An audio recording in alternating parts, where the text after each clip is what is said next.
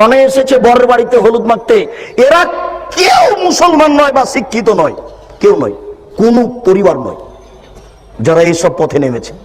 দেখেন মানুষ কত নিচে চলে গেছে। তিন, বাসর ঘরে স্ত্রীর মাথায় হাত দিয়ে দোয়া পড়তে হবে, আল্লাহুম্মা ইন্নী আসআলুকা খায়রাহা ওয়া খায়রা মা জাবালতা আলাইহি ওয়া আউযুবিকা মিন শাররিহা ওয়া শাররি মা জাবালতা আলাইহি। আল্লাহ, এই স্ত্রীর যে কল্যাণ আছে সেই কল্যাণ চাচ্ছি, যে কল্যাণ দিয়ে একে সৃষ্টি করা হয়েছে সেই কল্যাণ তোমার কাছে চাচ্ছি, এর ভিতরে যে ক্ষতি রয়েছে এবং যে বেহায়াই দিয়ে একে সৃষ্টি করা হয়েছে তার থেকে আমি তোমার কাছে বাঁচতে চাচ্ছি। তিন, 4 নম্বর হাদিস হচ্ছে আল্লাহ রাসূল বলছেন, এজা আতা আহাদুকুম আহলাহু, যখন তোমাদের কোন ব্যক্তি তার স্ত্রীর কাছে যাবে তখন সে যেন বলে বিসমিল্লাহ আল্লাহুম্মা জান্নিবনা শায়তান ওয়া জান্নিবি শায়তান মা রাযাকতানা। হে আল্লাহ, আমরা তোমার নামে সাংসারিক জীবনে যাচ্ছি, তুমি আমাকে আর আমার স্ত্রীকে শয়তান থেকে রক্ষা করো, আর আমাদের মাঝে যদি কোনো সন্তান দান করো তাহলে তুমি সেই সন্তানকেও শয়তান থেকে রক্ষা করো। যদি আপনি এই 4টে হাদিস পালন না করেন তাহলে ভালো বাচ্চার আশা করা যায় না, এই রাস্তার নগ্নতা বন্ধ করা যায় না। রাস্তাতে রাত্রি 12টা 10টা 1টা পর্যন্ত ছেলে মেয়ে হাঁটছে মানে 4টে জিনিস ভুল হয়েছে। রাস্তাতে এইভাবে ছেলে মেয়ে হাঁটছে মানে 4টে জিনিস ভুল হয়েছে। 1, অসময়ে বিবাহ করা হয়েছে। 2, যে মেয়েকে বিবাহ করতে বলা হয়েছে তাকে করা হয়নি।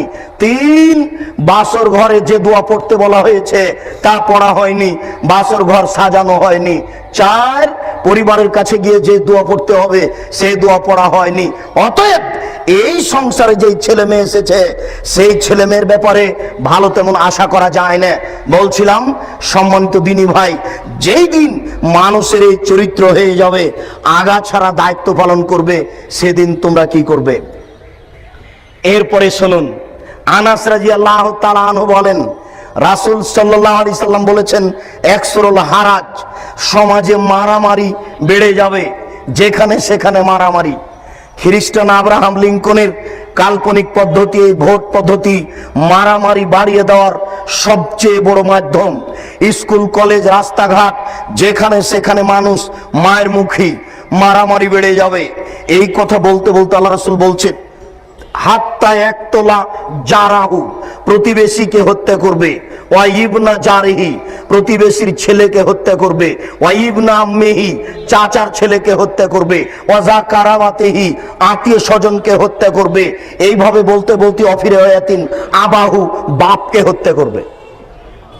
যখন আল্লাহ রাসূল এই কথা বললেন তখন সাহাবীগণ বলছেন, আল্লাহ রাসূল, লাইসা ফিজ যালিকা জামানে ওকুলুন, বলেন কি আপনি?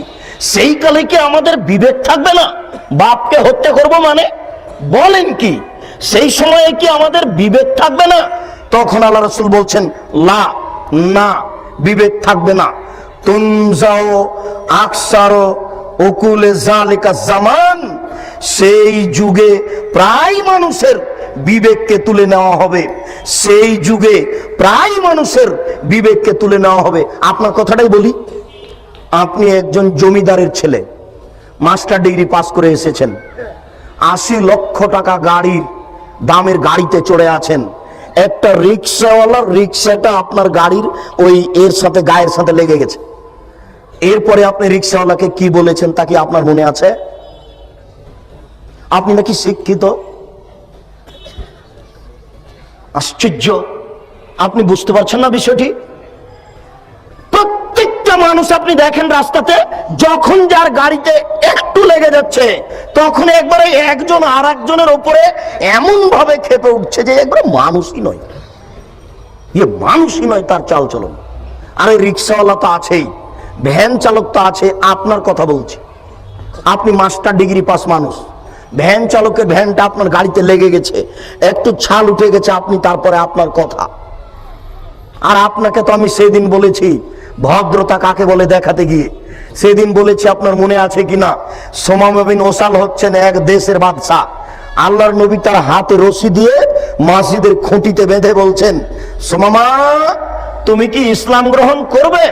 তখন সুমামা বলছে, তাকতল তাকতল জাদামিন ওয়াইন তুনিয়াম তুনিমাল শাকিরিন ওয়াইন তুরিদুল মাল ফাতুতা, এই ইসলাম গ্রহণ করব মানে আপনি বলেন কি?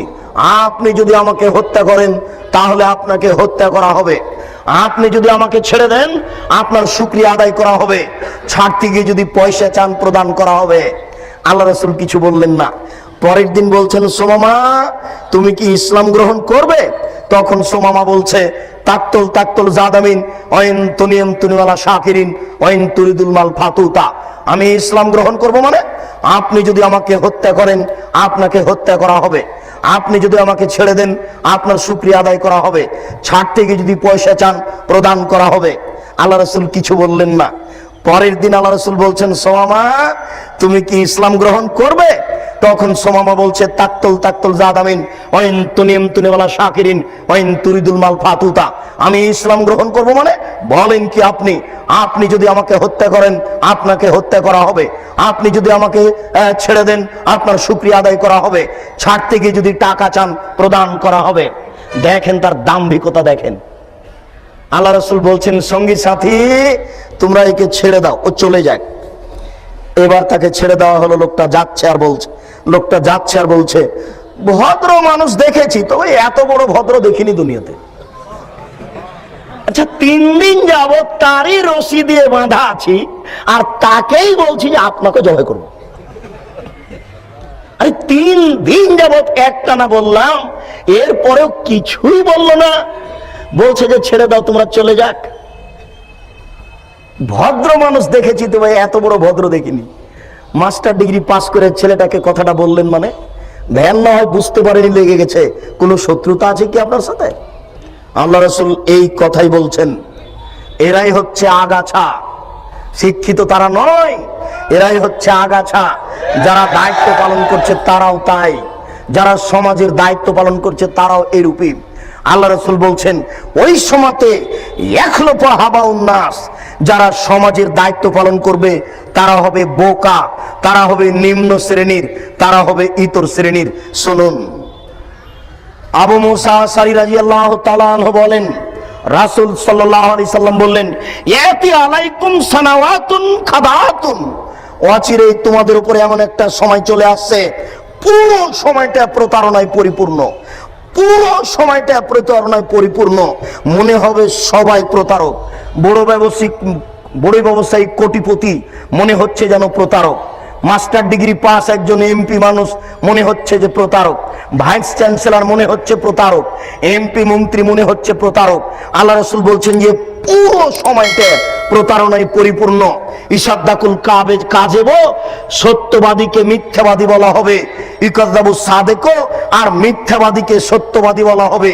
ইখাইয়ানুল মুতামিন ওয়া ইউতামিনুল মুখাইয়ান, আত্মসাৎকারীকে আমানতদার বলা হবে আর আমানতদারকে আত্মসাৎকারী বলা হবে। এটা হবে মানুষের চরিত্র। ওয়ায়ান্তিকুর রায়বেজ, ওই সমাজে সমাজের দ্বারা দায়িত্ব পালন করবে তারা হবে রায়বেজ। ওই সময়ে সমাজের যারা এমপি মন্ত্রী হবে তারা হবে রায়বেজ। সাহাবীগণ বললেন, ওমা হওয়ার রায়বেজ, বুঝতে পারলাম না রায়বেজ আরবি শব্দ কাকে বলে, আপনি একটু বুঝিয়ে বলেন। তখন আল্লাহ রাসূল বলছেন, আর রাজুলুত তাফে হলে আমরিল আম্মা, জনগণের সর্বসাধারণের জনগণের দায়িত্ব পালন করবে ইতর শ্রেণীর মানুষ। রংপুর গাইবান্ধার ভাষায় বেন্যে মানুষ, রাজশাহী চাঁপাই নবাবগঞ্জের ভাষায় ছোট লোকের বাচ্চা, ছোট লোকজন সমাজের দায়িত্ব পালন করবে। সেই দিন হবে সত্যবাদীকে মিথ্যাবাদী বলা হবে এবং মিথ্যাবাদীকে সত্যবাদী বলা হবে। আত্মসাৎকারীকে আমানতদার বলা হবে আর আমানতদারকে আত্মসাৎকারী বলা হবে। আমি একজন অনুবাদক, আপনাকে অনুবাদ করে দেখালাম। ভাষাটা আরবি, আর রাজুলুত তাফে মানে ইতর শ্রেণীর মানুষ, নিম্ন শ্রেণীর মানুষ। আপনার বাংলা ভাষাতে সবচেয়ে ছোট বোঝানোর জন্য যেটা আরবি সেটা, মেথর মুচি বোঝানোর জন্য যেটা আরবি সেটা, সবচেয়ে খারাপ বোঝানোর জন্য যেটা আরবি সেটা আল্লাহ রাসূল ব্যবহার করেছেন। যারা সমাজের নেতৃত্ব দেবে তারা হবে এই শ্রেণীর মানুষ।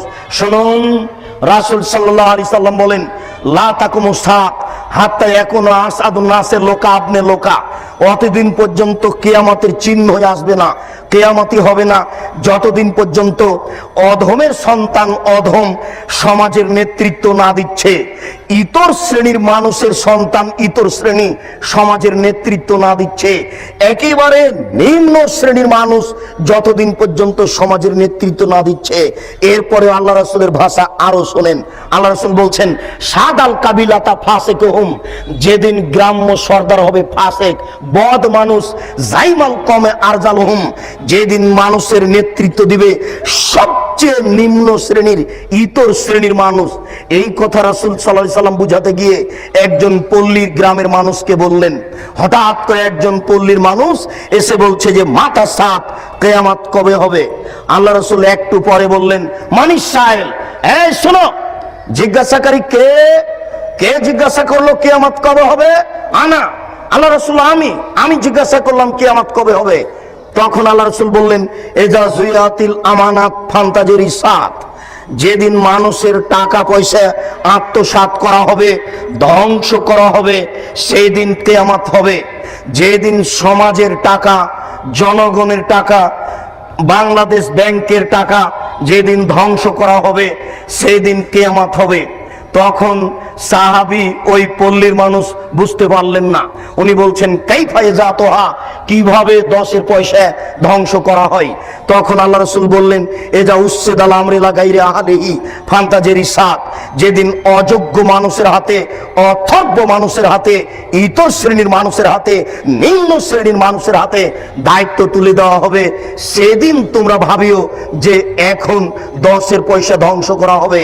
আপনাদেরকে সামাজিকভাবে নেতৃত্ব পর্যায়ের একটা অবস্থা আপনার সামনে আমি পেশ করে দেখালাম। এবার একটু আপনাকে আমি শোনাই আলেম শ্রেণীর অবস্থা।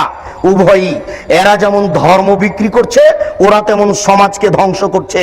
এরা যেমন ধর্ম বিক্রি করছে, ওরা তেমন সমাজের টাকা পয়সা একবারে লুটপাট করে খাচ্ছে, আর সমাজের জনগণের উপরে একবারে চালাচ্ছে নির্যাতন। এখানে যদি আপনি 5 শতক জমি কিনেন, তাহলে প্রতি হাজারে এত টাকা ট্যাক্স দিতে হবে, কারেন্ট বিল দিতে হয়, পানি বিল দিতে হয়, আপনার ওই গ্যাস বিল দিতে হয়, আপনার ওই বাড়ির ট্যাক্স দিতে হয়, জমির খাজনা দিতে হয়, জমি কিনলে টাকা দিতে হয়, আর 2000 টাকা কারেন্ট বিল, 200 টাকা কারেন্ট বিল, 2000 টাকা হলো। প্রত্যেকটা জায়গাতে আপনি দেখতে পাবেন নির্যাতন আর নির্যাতন, নির্যাতন আর নির্যাতন। এটা হচ্ছে সামাজিক নেতাদের নির্যাতন। আর তাদের সামাজিক কাজ সব জাহেলিয়াতে পরিপূর্ণ, তাদের সামাজিক কাজ জাহেলিয়াতে পরিপূর্ণ। অনেক দিন আগে থেকেই জাহেলিয়াত শুরু হয়েছে ভারত, বাংলাদেশ, পাকিস্তানের মাটিতে। নইলে 20,000 লোক 22 বছর ধরে একটা কবর বানালো, 20,000 লোক 22 বছর ধরে একটা কবর বানালো। ও বাদশাহ শাহজাহান, আপনার বাপের টাকা 8 কোটি টাকা দিয়ে আপনি আগ্রার তাজমহল বানালেন। সেই কালে 8 কোটি টাকা দিয়ে সারা বাংলাদেশ, ভারত, পাকিস্তানের প্রত্যেকটা জেলাতে একটা ইসলামী বিশ্ববিদ্যালয় করা যেত। টাকা কার? কে জবাব দিবে? লালন শাহর নামে সেতু হলো কেন? কুষ্টিয়ার পাকশি সেতু হবে, আমার টাকাও সেখানে আছে। লালন শাহ আবার কে? হিন্দু কি মুসলমান আমি নিজেই জানি না। কার নামে আমার সেতু হবে? মানে কারো বাপের টাকা নাকি? এটা আমার টাকা, নিজের বাপের টাকা দান করে লালন শাহ সেতু করতে হবে। সাবধান থাকুন। ও বাদশাহ শাহজাহান, টাকার জবাব দিতে হবে। স্ত্রী মারা গেছে, কবর দিয়ে রেখে আসেন বেটা। 8 কোটি টাকা দিয়ে স্ত্রীর কবর বানান, মানে 20,000 লোক 22 বছর কাজ করে। কি দেখাতে চাচ্ছেন আপনি? ভাবছেন কি? কয়দিন সময়, সেই দিন আর বেশি দেরি নেই। যেই দিন অক্ষরে অক্ষরে বুঝাতে হবে টাকা কার, এসব টাকা কার। আশ্চর্য, কেন হবে ব্যক্তির নামে বিমানবন্দর? কেন হবে ব্যক্তির নামে সেতু? কেন হবে এসব অন্যায় যেখানে সেখানে? এত ছবি মূর্তি রাস্তাঘাটে কেন হবে? আমি মূর্তি গড়তে এসেছি, আমি মূর্তি ভাঙতে আসি, আমি মূর্তি গড়তে আসিনি, আমি মূর্তি ভাঙতে এসেছি। আমি মুসলিম চির রণবীর, আমি মরণকে করি না ভয়, মরলে শহীদ বাঁচলে গাজী।